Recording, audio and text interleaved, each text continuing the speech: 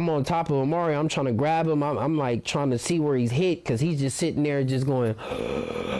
And I'm just like, man, I'm like, where you hit at? Where you hit at? He discovered a bullet hole the size of a nickel on Amari's chest. Oh my God, they took my baby. They took my baby.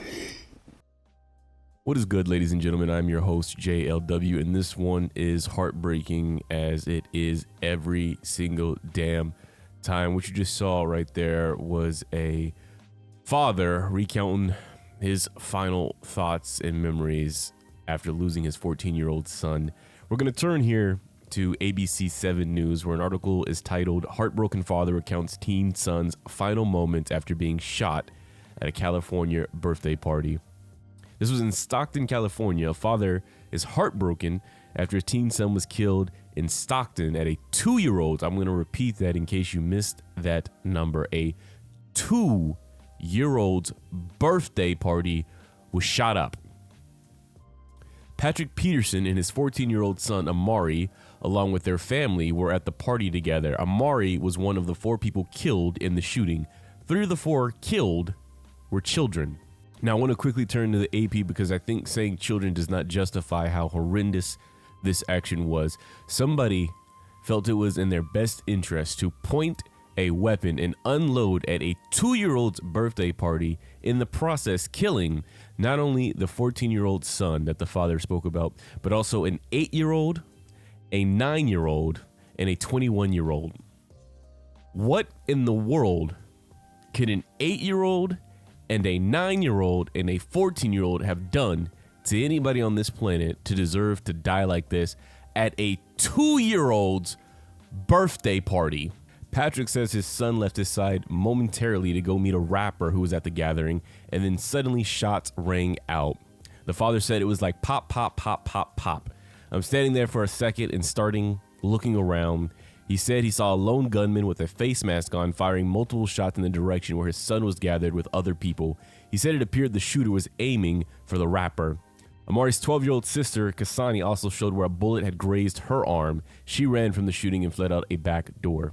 The fact that we are now in a place where people think that it is okay to shoot at a 2-year-old's birthday party with no regards to who would be at a 2-year-old's birthday party. Do you know who is usually at a 2-year-old's birthday party? Let's start with the obvious. A 2-year-old. You know who else also usually attends a 2-year-old's birthday party? Other 2-year-olds. Look, they have not found the gunman yet. They are looking for all tips, tricks, clues, whatever people can provide to find this individual. And I know some individual have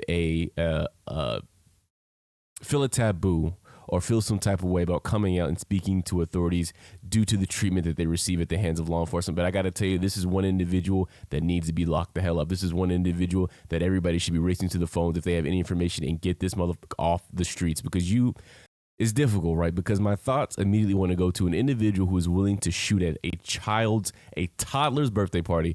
There's just no right place for you on this earth.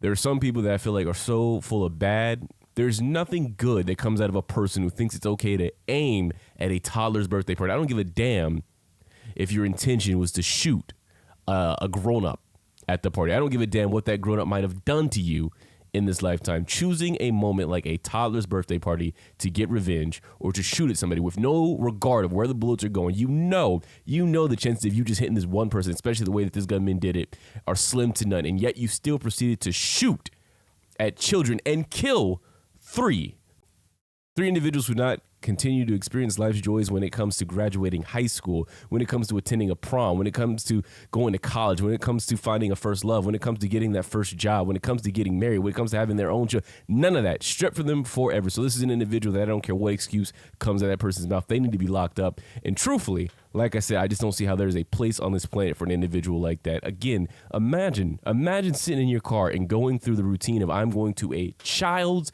birthday party and I'm going to shoot sporadically with no regard to who I am aiming at, and now live with the idea that you've taken an 8, 9, and a 14-year-old's life, a 21-year-olds as well. Stockton's mayor said the shooting could be gang related, but the sheriff's office said it's too early to know for certain. The FBI is currently offering a reward of up to $50,000 for any information related to the case, and God, I hope they get all the information needed to take down this animal. I want to turn now to something that I think further hits at the issue that our country faces when it comes to violence, right? Gun violence. We recognize that we are one of the few first world countries that deals with the epidemic of gun violence so heavily. We are one of the few leaders in Western civilization that has to contend with almost daily shootings occurring where children are losing their lives. We are one of the few industrialized nations that has to train their kids in schools on how to react to somebody going crazy and shooting up the hallways.